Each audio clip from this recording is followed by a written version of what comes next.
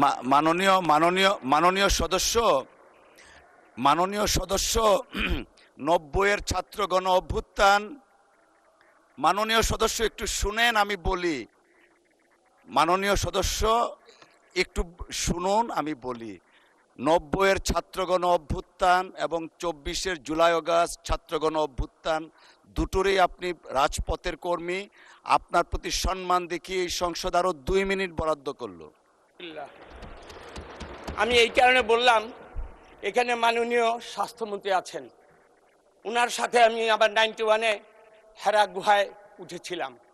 কদমে কদমে আমরা দুজন পা রেখেছিলাম। উনি আল্লাহর রহমতে ওনার দোয়াটা হয়তো কবুল হয়েছে, কদমে কদমে ইনশাল্লাহ উনি ফুল মিনিস্টার হয়ে গেছে।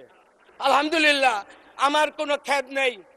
কিন্তু মুন্সিগঞ্জ শহরের যে প্রস্তাবিত এবং জমি অধিগ্রহণকৃত যে হসপিটাল, এটা যদি উনি অচিরেই যদি এইখানে পা না ফেলায়, আমি কিন্তু ওই আল্লাহর কাছে বিচার দেবো। আল্লাহ উঠার সময় কিন্তু আমরা দুজনে একসাথে উঠছিলাম।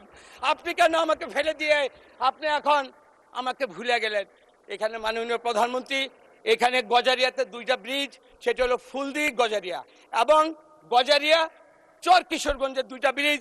মাননীয় শহীদ প্রেসিডেন্ট জিয়া রহমান এবং বেগম খালেদা জিয়ার যে প্রতিশ্রুতি, এটা কখনই আপনি মুন্সিগঞ্জকে ভুলবেন না, সে আশা প্রত্যাশা ব্যক্ত করে সবাইকে ধন্যবাদ জানিয়ে, মাননীয় স্পিকার, আপনি যে সম্মান দেখিয়েছেন 90-এর চেতনা মসিন হল, এটাকে স্মরণ রাখছেন, সেই জন্য আপনাকে ধন্যবাদ।